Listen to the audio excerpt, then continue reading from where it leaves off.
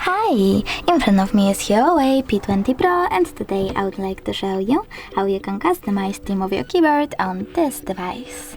First of all, go into Settings and scroll all the way down. Then choose System and Updates, Language and Input, your current keyboard, in my case Microsoft One, and Themes. Then click on Custom and tap on Start. Now you need to choose Add Image and tap on Allow in the pop-up.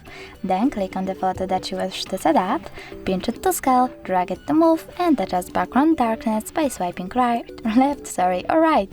Then click Done at the top right corner and click on the switchers next to keyboarders and symbols to enable or disable them. When you're ready, choose Save at the top right corner. And now when I go back, I can see that theme of my keyboard was successfully customized. Thanks so much for watching. If you enjoyed this video, leave a like, comment, and don't forget to subscribe. Bye!